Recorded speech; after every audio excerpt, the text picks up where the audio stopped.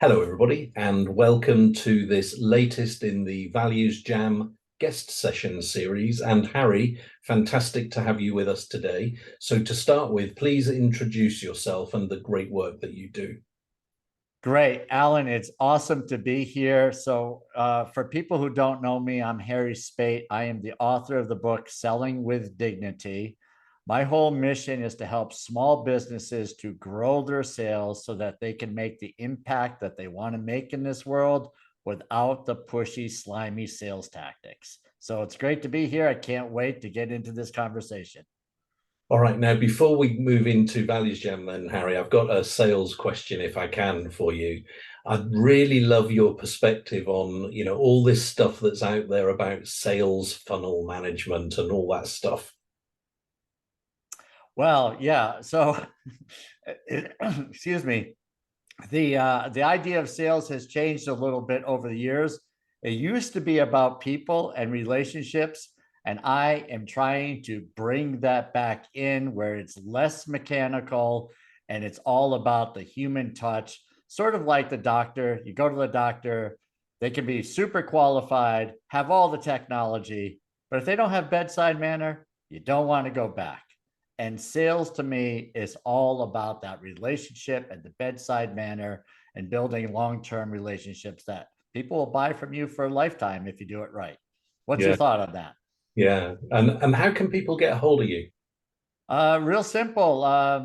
Sellingwithdignity.com. And there is an opportunity to download a few chapters of my book to see if this message makes sense to your listener. Great. Okay.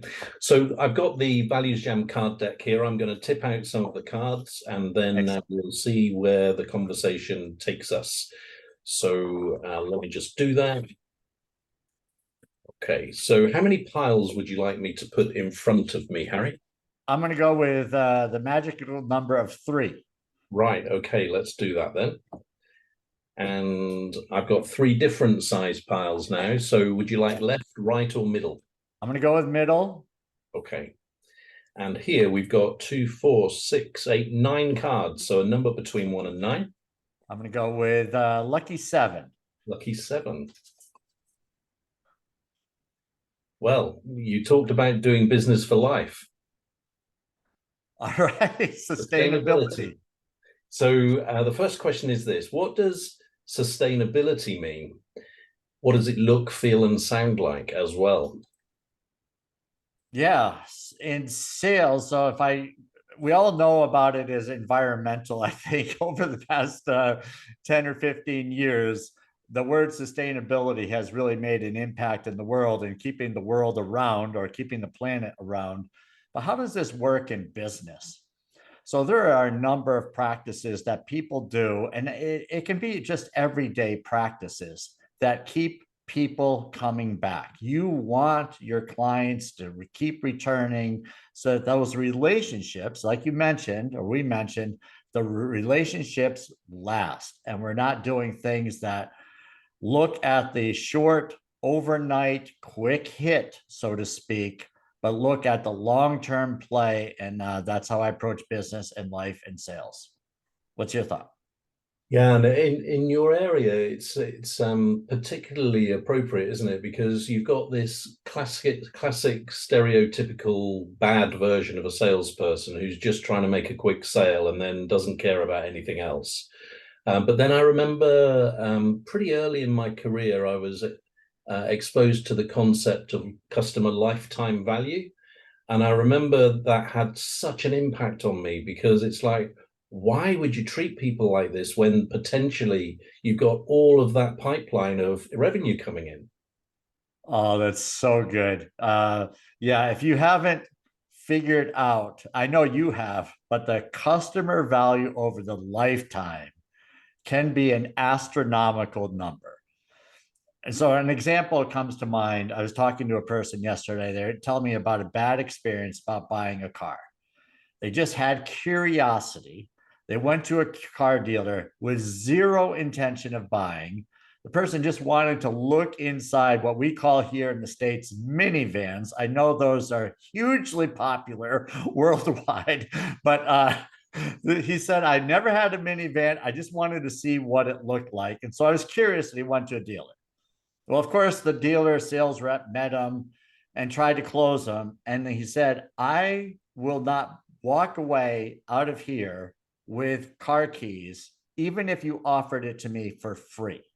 And then he left and said, I'm never going back there. And he says, coincidentally, I did buy a minivan, but I bought it from somewhere else. So the whole unsustainable practice of trying to close people before the time instead of building the relationship, building up the trust factor, cost that person not just one minivan, but potentially he could have told his friends how great the service was, the support, that this is not like any other car dealer, could have gotten multiple cars. And it's just, it's foolish, right? If you think about it, it's like, I'm going to close this person today and forego potentially years of sales and from Yeah, other and people, right? Harry, you've touched on the automotive industry there, and I've got a story back at you, which is pretty similar. So, a guy that I know, he's a business owner, multimillionaire, and he went down to his local car dealership.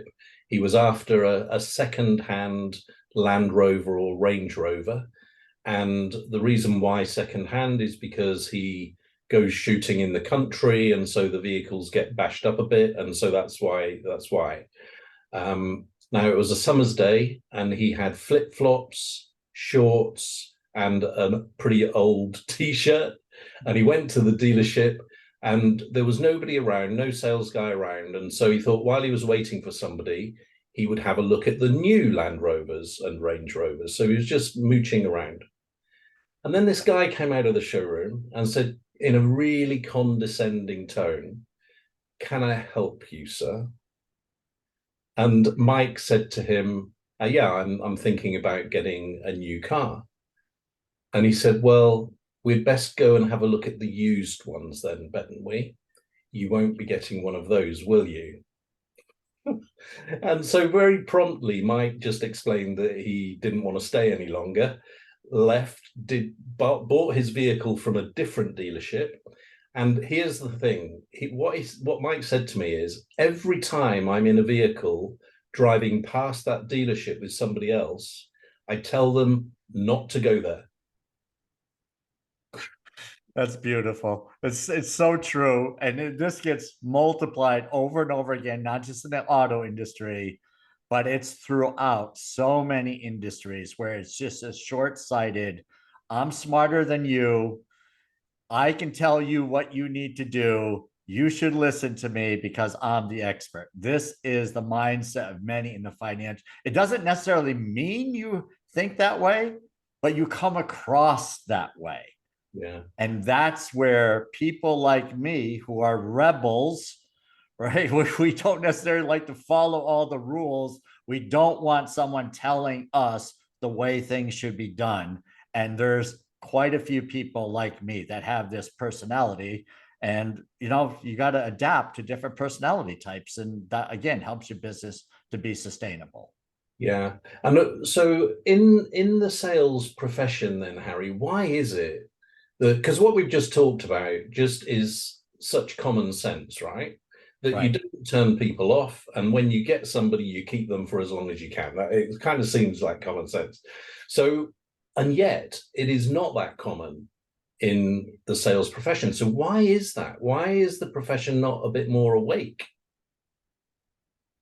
Yeah, it's a great question. I think of it has a lot to do with Hollywood. Number one is that the movies that come out of the States with this Wolf of Wall Street, Yeah. Boiler Room, even the movies like The Pursuit of Happiness, they portray a giant room, people pounding the phone, so to speak. It comes from the old sales lingo, and being told that sales is a numbers game. So they don't look at it as a people game. They look at it as the numbers. And then you have what is often celebrated, and I still see this, which I cannot believe, ABC always be closing, which came from a movie called Glengarry Glen Ross in the 90s. It's a joke, ladies and gentlemen. Always be closing before you find out if the prospect is a fit. Come on, this makes no sense. But yet people have this mindset. So I think of the young, my son has sold cars, and I think of him at age 20 going out to somebody in the car dealership with this always be closing in the back of his mind, instead of how do I serve this person? Yeah. Which gets you so much further in life, but very few do the reading and do the human, even look at human psychology. And this is where I feel like, having been done mission and humanitarian work before I got into sales, is always about serving people. Yeah. So when you think of that and you say, well, how can I serve this person? It's a whole different approach than how can I close this person? One is there to help a person get what they want. The other one is there to get a victory. And you get the victory as the seller. The poor guy that buys doesn't get the victory, right? Because they get taken advantage of. So yeah. And I just heard someone the other day say, I go after the kill. And he kept referring to, it's like, I'm a killer. It's like, you're talking about people buying your product and you refer to it as the hunter that goes after the kill. How do people view you who are buying from you? Yeah. Right? That's going to come out somewhere, isn't it? Yeah. And then the other thing that you've reminded me of, I did some work for Aston Martin, and they had a big focus on the point of sale, as do many. But I helped them to understand that actually the customer made a decision that they had made a good or not so good choice roughly 7 or 8 weeks after the sale. And so we did some work around that 7 or 8 weeks, and we referred to, instead of point of sale, we referred to point of satisfaction. And it made them rethink the way in which they engaged with their customers after the sale, which previously they had done zero. There was no interaction. And now it was working towards, after 7 or 8 weeks, wanting their customers to say, this was a really smart decision, and I'm so proud that I've got an Aston Martin. So it's not even, it's failing to realize the way that we think and behave as human beings. Yeah, exactly. And that's that. So you look at the car industry and you say, well, that's clearly a commoditized industry. But when you look at the vehicles you mentioned, like the Range Rover and Aston Martin, this is a whole different level. It's not a commodity, it's a luxury. And for people who are selling those products, they want to provide an incredible experience. I liken it to going out to a fine dining restaurant. You're going to a place that has 4 stars or a Michelin restaurant. You want an incredible experience. So I find that interesting that that's never been done, but I'm willing to bet it's a game changer for anybody who sees that, and that the stories that come out of that. I mean, talk about testimonials, and you can just fill up a website with these stories from your clients who are selling you now. And that there's no better way to sell, in my opinion. Yeah. Thoughts? So the other part of the question, Harry, was about the metaphors. So when you think about sustainability, what images come to mind? What sounds come to mind? And what feelings come to mind? Yeah. So, I mean, the first thing that comes to my mind is clean water.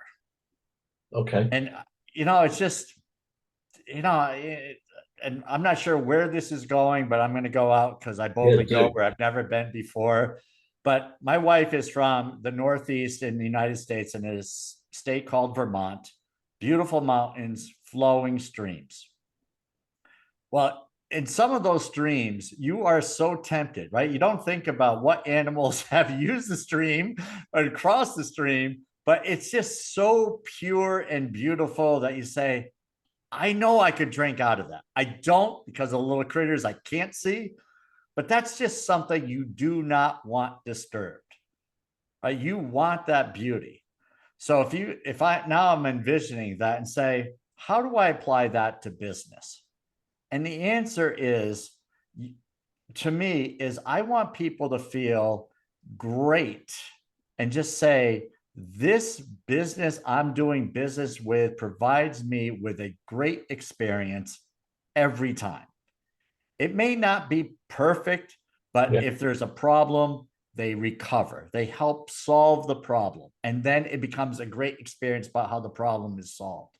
There is no perfect business. There's nothing that's really perfect in that. But the whole experience that your clients can have with you, it can be like that mountain stream. It can be, I want to do business with Alan because he's refreshing. Out of all the businesses I can work with, Alan is like a mountain stream to me. How's that? That sounds great, Harry. And there's also something about personal emotional investment. You know, you can do business with somebody who perhaps is behaving technically in exactly the right way, but they don't really care. And that's the bit that's so difficult to quantify, but it certainly makes a difference, doesn't it? Yeah, big time. It's like choosing a doctor. I will choose here what's the country doctor over the savvy doctor that just looks at the chart. You Yeah. know, the doctor that pulls up their chair next to mine and looks at me in the eyes and tells me, you know, what they think versus, you know, someone that's across the room, doesn't want to get close to another human being. We're all numbers. And he's got, you know, 7 minutes to tell me what I need so he could go on to the next patient. I mean, that's business today. But can you take the same 7 minutes and get closer to the person and feel the connection? I mean, I'm thinking you can. Yeah. And you touched on feelings. So the feeling that I have when I think about sustainability is one of kind of reassurance, safety, security, those sorts of feelings. Because when a relationship or your business with another organization is sustainable, it's not like you're going to have to be looking for somebody else next week. It's like you've got this sense of I'm here for the long haul. Yeah, and I like that because we all want to do business with those types of companies. The challenge, I think, for some who are in those companies is to take that for granted. Yeah. They can build up a long tradition of great customer service, but then casually, right? If you're not on your game, things can start to drift. And for whatever reason in life, things never drift to get better, they drift to get worse. And so that sometimes means having an outsider come in and take a look at what's going on and doing surveys and finding out what your clients are saying. But saying we've been doing this for 20 years now and everyone loves us, you might want to take a look at that and just make sure. I mean, it's probably true, but are there ways that you might be able to get better? And that I think is imperative for everybody, Yeah, especially right if you've got lives, businesses, people who are depending on paychecks to grow. I mean, for their income. yeah.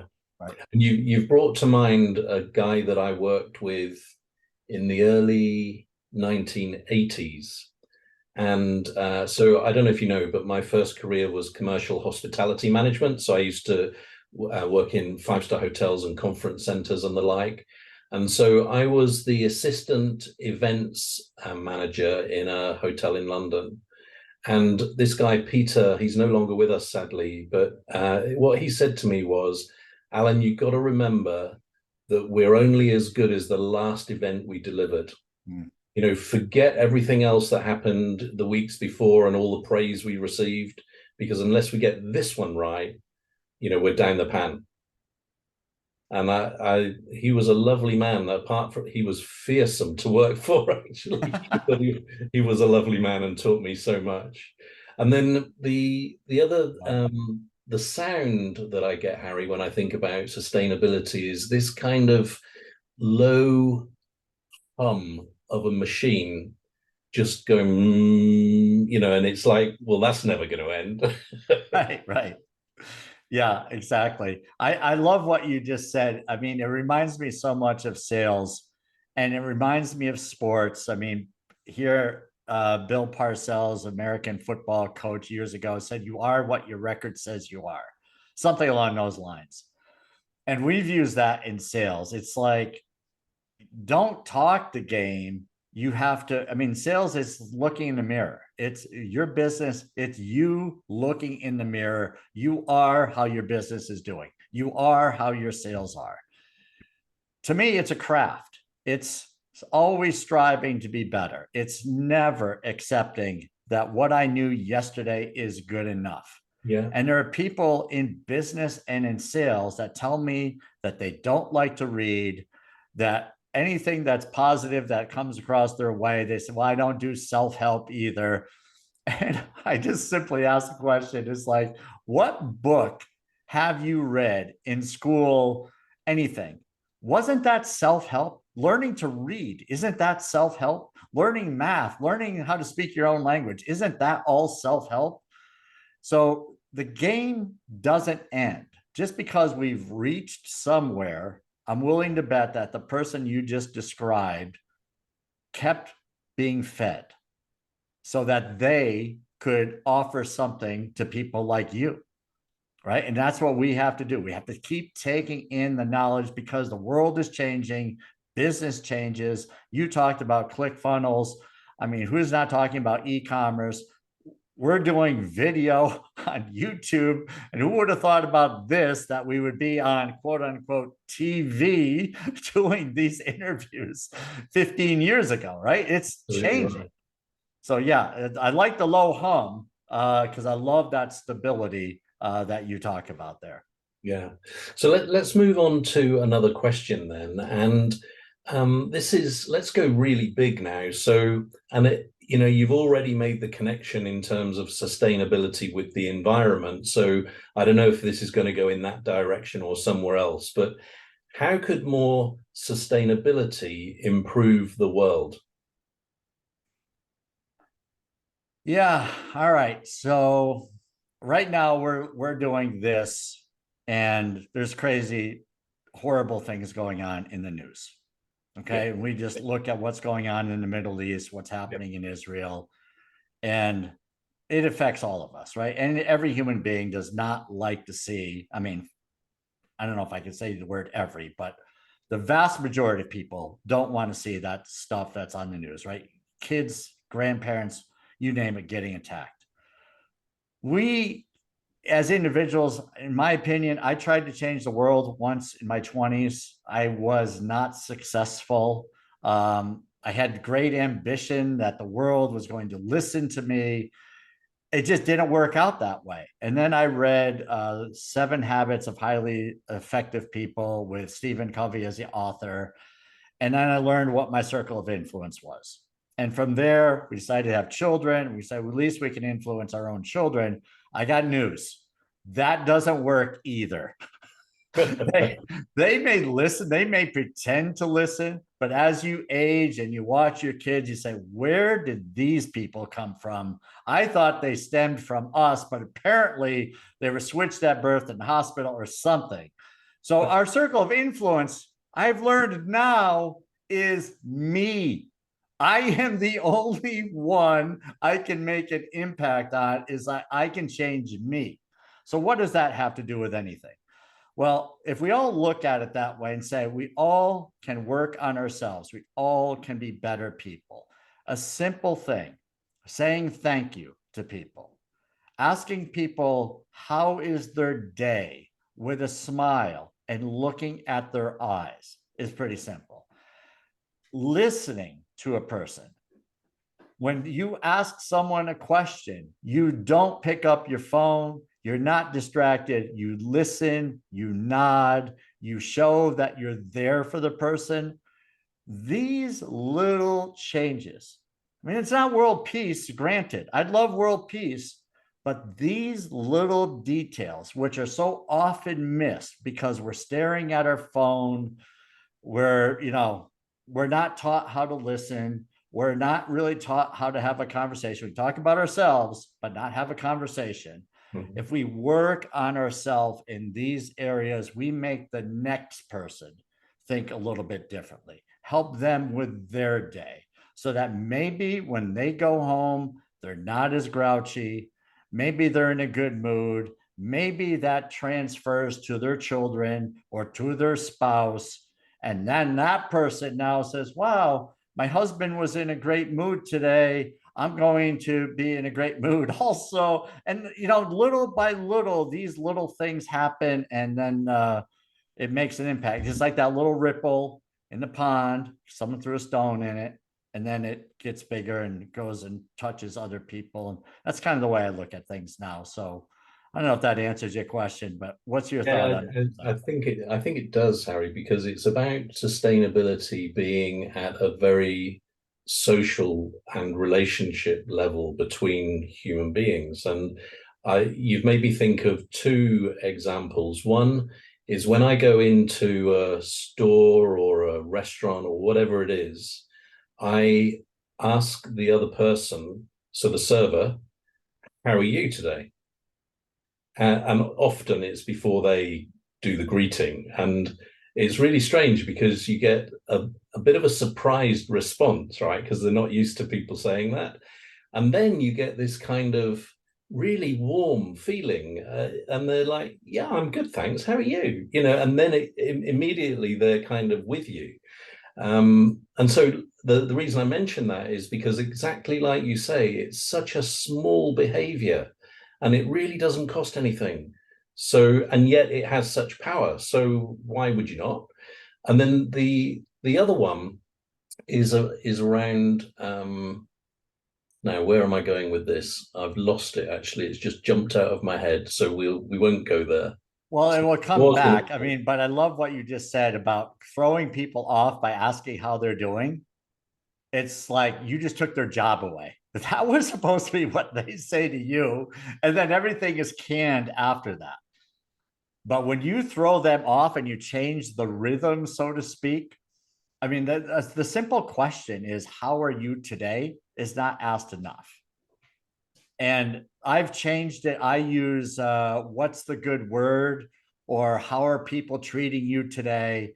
And so, or what's exciting that's happening today. And now the conversation is a little bit different, but you got to start with how are you? You got to get that comfortability with how are you and talk to people, look at them in the eyes, show that you really want an answer. And then when someone says, fine, when you get better at this and you maybe come out of your shell, say, what does fine mean to you? What's happening today that makes it fine? And then you have some laughs and people are just like, they don't know what to do with me. But this has evolved over time, right? And you get better in the conversations. But I'm telling you that when people feel connected with other people, you just made someone's job feel good, right? They can go home and say, people are really nice. And that now, instead of this thing I hear often is that dogs are great, people suck or whatever, right? Because we have this perception that, and I love animals, but eventually that red flag goes up and say, no, I'm not going to say that anymore because people really are nice. The vast majority of us are nice or kind or respectful. And all we have to do is just get that out of people, just Yeah. for a second, just get that out of people. And you'll be amazed at how great people are, in my opinion.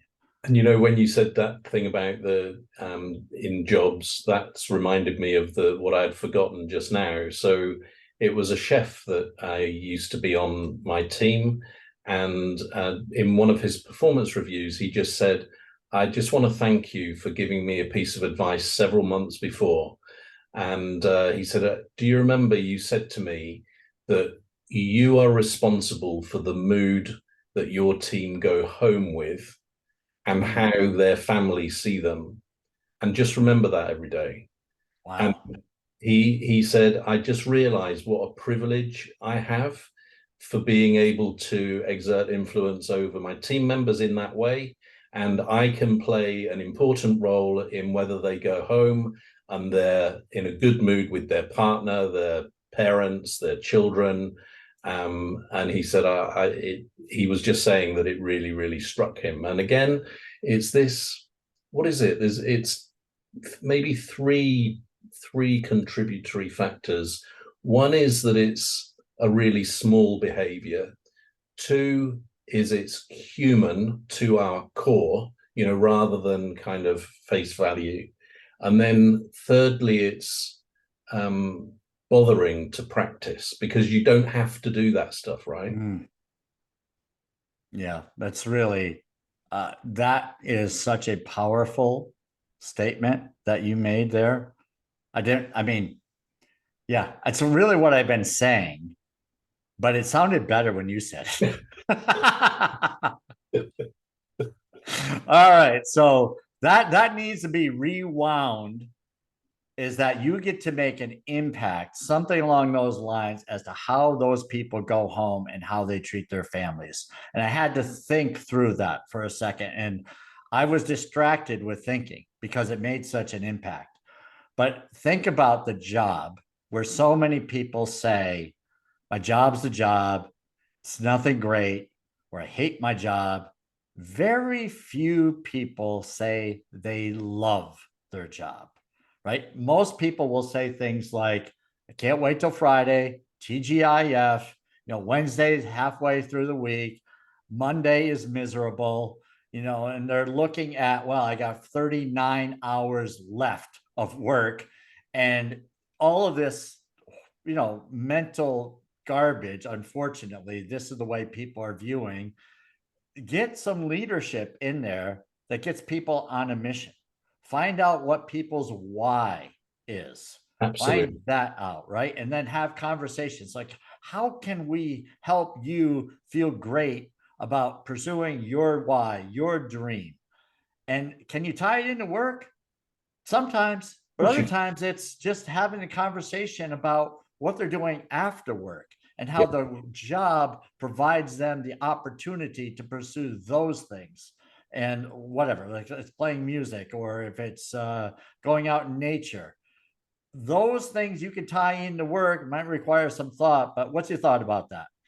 Well, you're preaching to the converted. So here's another story from a different job, but I decided to add in to the performance review process an additional personal goal for each member of my team. And we treated it in exactly the same way as their business goals when we came to review it every quarter. And I remember, I don't know what you call them in the US, but it's the boards at the bottom of the wall. We call them skirting boards. Okay. What do you call them over there? Baseboards. Yeah, that's it. Yeah.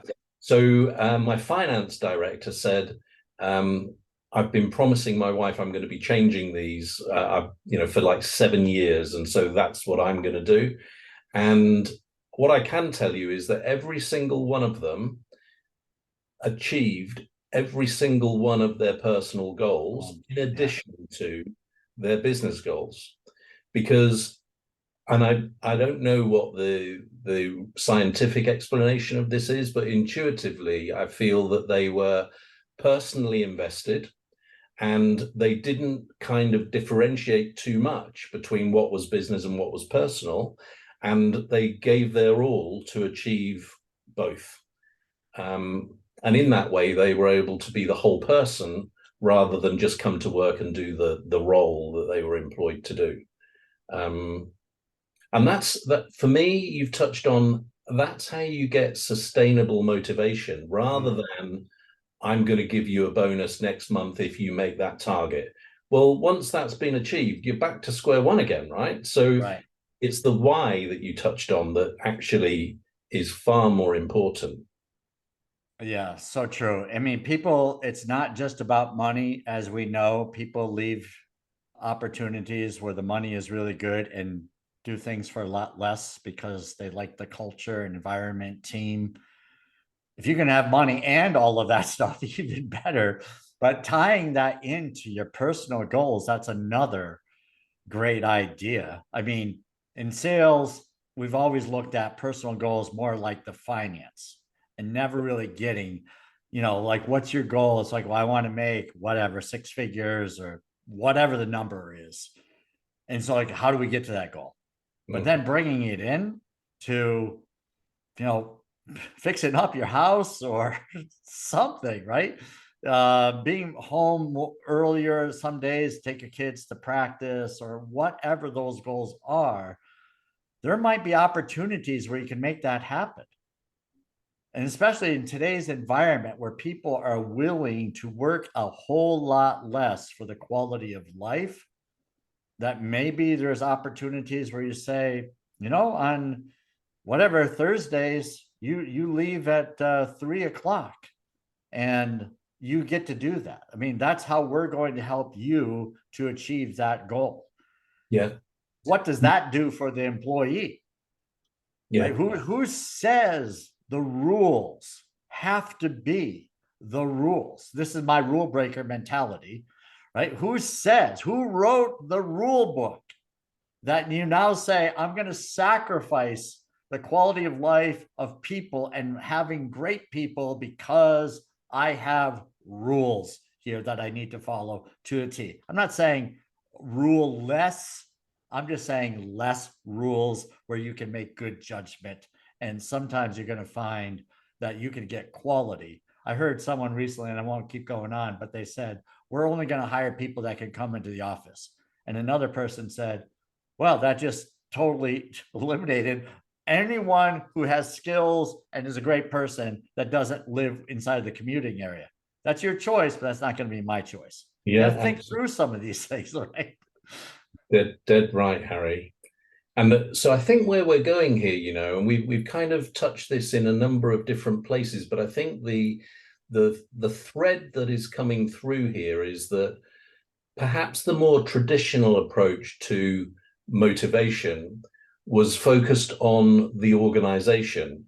So it's like, how do we try and get this guy to give us more sales this month? We'll give him a check. It's kind of really blinkered. Whereas the way to get more sustained engagement and motivation is the personal stuff that we've been talking about, where, do you want an extra half day off? I used to, so in another business, what we said to the senior team was, if we meet all of our targets for the quarter, we are going to have a treat as a team. So I remember two. One was we went in a helicopter down the River Thames together. And then another one, we booked a private room at the Dorchester for a black tie dinner. So stuff like that the guys probably would not have invested in for themselves, and saw that their organization or workplace was enabling them to do and remember, hopefully, for many years. Yeah, I mean, that's so great. I love what you just described. It brought back a memory years ago. I had a sales team in Washington, D.C., and for a quarter, a solid quarter, I brought everyone on the team on these stand-up scooters. I forgot what the heck they're called, but they're two wheels, Yeah, stand I know up, what you mean. Yeah, right? yeah. And they were supposed to take over the world a long time ago, which they didn't. You can rent them in cities, and we did that. We did dinner. I'm telling you, 15 years later, it's still a great memory. And when you think as a leader and you say things like, we pay them enough, they should just do their job, nobody remembers the exciting paychecks from 15 years ago. They do remember those experiences. Yeah. And those experiences, I can go back to those people and ask them what they remember about it. There will always be something. Yeah. And that, I mean, my legs were killing me because you had to lock your knees. And I apologize for not remembering the name, but that was just so much fun cruising around a city we worked in as we were tourists, and it was just a blast. And saying, try to do something different to build up that team camaraderie, and you won't worry so much about turnover when people are having fun and look forward to fun events, because they can't go everywhere for that stuff. Yeah. So I can't remember the name of the word segue comes into my Yeah, mind. yeah, that was it. Is that Segues. it? Yeah, Okay, okay. yeah. All right. Segue. So now on values Let's generated, segue into this topic. yeah, that's it. So we've got the opportunity for you to create your own question about sustainability. So I'd like to invite you to have a go at that. So ask your own question about sustainability, beginning with who, what, where, when, why, or how. And this question's for us, and it can either be for you to answer first or me to answer first, whichever suits us. Wow. Okay. So with sustainability, the question is, what can we do so that our business is around 10 years from now? And if I look at it in that amount of time, because I can deal with 10 years, I can see 10 years pretty easily in my life. But what is it we need to do so that our business is around in 10 years? What's your thought about that? Okay. So this might be an obvious answer from me, but it's be true to your values and let everything else follow. So, for if I'm thinking about Kodak, for instance, they went out of business because they were focused on their technical production rather than their values. And I remember hearing that at one stage, not too far from the end, Kodak had been considering going into theme parks because they reckoned that they were all about creating memories, right? So with their photos, it was memories, and theme parks are memories. And nobody will ever know, but looking back, that was a smart call because theme parks are still around now, but their business died, right? So my short answer is that to be sustainable, be clear what your values are, be true to them, and be willing for everything else to follow. What about you? Yeah, I mean, that's really good. And I think of on my side with people trying to do without people is, with automation, I'm around a lot of business. There's a lot of automation. Obviously, AI is now, we're at the very tip of the iceberg still with AI. Who knows where this is going to lead? What comes to my mind is adaptability. Uh, what As people change, as businesses change, where do we fit in with the values? Because you've got to hold on to those values, or I think you lose sight of how meaningful your life is. But yeah, I think definitely adaptability and being willing to try new things, and keep an open mind are some of the things that I'm thinking of. Mm. And I was curious when you said 10 years, because when you said that, I felt something inside me, which was kind of saying, whoa, with the speed things change at the moment, that seems like quite a long way away.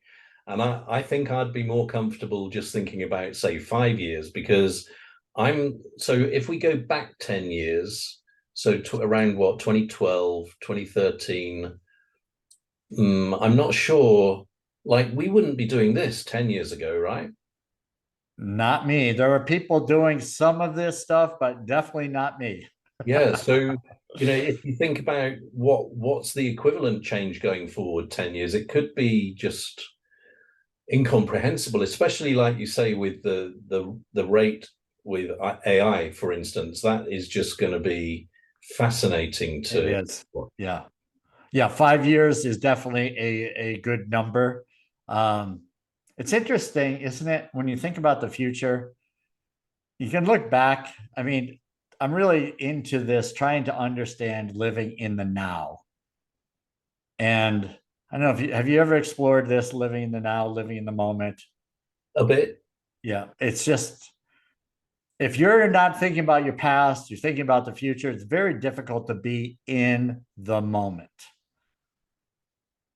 And there's just, as we look at each day and what we're doing today, like the list of stuff that I do on a daily basis, being a solopreneur, and the technology I use, I had no idea this stuff existed, Alan. Yeah. Right? I mean, 2 years ago, before I wrote the book, I thought I was just going to write a book and I was going to have this book done. And that was my life. I wrote a book. I could say I wrote a book. Then I started saying, well, I should have a business out of this book because I've really got some skills that I can help others. And then started looking at the tech. And then it's just one thing has led to another, and overcoming obstacles and growth mindset and personal development. Just the stuff that you just mentioned in 5 years is like the stuff I've done, and you probably have done in the past couple of years, would blow our minds if we knew what we would have to know. We would probably be frozen in time and said, there's no way I'm going to know all of that stuff. But it's incredible. I mean, do you feel the same way as to how much you can learn and adapt to, even though you might have said, before you knew it 2 years ago, if someone said, well, I'm going to have to get really comfortable on video and speak to a microphone and make eye contact with a camera, right? And then get this content out and clip it up and use it for other channels. I mean, if someone said that to me, I said, no way, there's no way I'm going to do that. Now we're doing it, right? So yeah, great point. It's not 5 years, but yeah. There's something there, Harry, about how we, or maybe this is me rather than we, but I think some other people are similar in that you make up in your mind that things are more difficult than actually they are when you come to find out how to do it. And I'll give you an example. In a document, when it has a word, but it has a hyperlink there, and you click on the hyperlink and it takes you to another document. Yeah. I remember the first time I saw that in a document, and it must have been, it wasn't that long ago. I'm thinking it was probably around about 2003 or something like that. Yeah. And I remember thinking, oh my God, this person's a genius. How did they do that? and it's because you don't know what you don't know, right? But then when you're curious to understand, you find that these things are not actually technically difficult. It's just, it takes the open-mindedness that you talked about and the growth mindset to be curious and to ask the question, how do I do that without making yourself look or feel stupid by asking that question? And when you said about being frozen, that took me back to your river or stream in Vermont. And I think this is a lasting memory of this conversation for me, because I think perhaps the key to sustainability is to be like that stream in Vermont, where you don't well, maybe they do get frozen initially, but you don't get frozen. You keep flowing, you keep fresh. You never kind of just still and stagnant, and you're full of energy and effervescence, and you meander around. So thank you for that picture, because I think there's something there around whether it's the way you lead your personal life or your professional life, being like that stream in Vermont. Yeah, who knew this conversation was going to go there? You just gave me the chills, Alan. That's so true, right? Even when there's ice over it, the stream underneath is still moving. Yeah. There's tons of thoughts we could go on with that, but yeah, that little metaphor today was who knew? All right, let's bring this values jam to a close, Harry. And there's always this question at the end of a values jam. So what are you encouraged to do differently about sustainability as a result of our conversation? Yeah, I think the aha moment for me was getting the personal goals of people in business when I speak to businesses, and just not just the business goals, but tie in the personal goals, getting more into individuals' why. I'd like to say I knew that because it's so good. But I'm going to say it definitely was reignited today from this conversation because, just the baseboard conversation, the skirt boards, whatever. Yeah. That was just, that's one of those little things that how many of those opportunities are around us every day? So asking people, maybe even in a conversation, what are you working on? Or what's some little goal that you're hoping to achieve this year or over the next 90 days or something like that, where you kind of open up and you find a different side of people, which I think is all part of this conversation, right? It's all about the people. I mean, if we're not sustained, it doesn't really matter, in my opinion, right? If there are no people left, it doesn't, we're not right. It's not the brilliant thing in the world, right? It's like we have to make the best of it and we have an opportunity. And it's just, I think that's significant what you said earlier on that. Okay. And mine is I think I'm going to go back to how you opened the conversation, because what you said was that, over the last, I can't remember whether you said 10 or 20 years, but sustainability has become connected with the environment. And then, like you've just touched on, I think what has come through strongly from this conversation for me is the importance of personal emotional investment in something for your interest to be sustained and for the impact, therefore, to be sustained. And I've got a question in my mind around why haven't we been able to achieve that in our efforts around the climate crisis? And how could people be more emotionally invested? Because it seems to me that, COP26 and stuff like that, it all seems to be a bit of a dehumanized process. And I wonder whether we're suffering as a result of that. And that's why we're not performing very well. So it's not a very concrete kind of answer of what I'm encouraged to do different, but I'm kind of going towards that area to be thinking about it. Yeah, interesting. I think, again, the influence we have, Alan, is a lot smaller than we'd like it to be. Yeah. And when we start with ourselves and we share that with the people we know, and we are polite and respectful, and that opens up the conversations, that's how people change, in my opinion. They don't change just because they hear something from some news source and say we need to do this. I mean, it takes, as you know, it takes years for us to make small changes in our life. Yeah. And some of us, right? And so we have those little conversations. We look in the mirror and say, if I do this little thing, I remember, I'm going to tell you a quick story. A friend of mine is a general, a retired general. And he told me that when he went into an army base, he was the new commander as a lieutenant colonel, whatever his title was.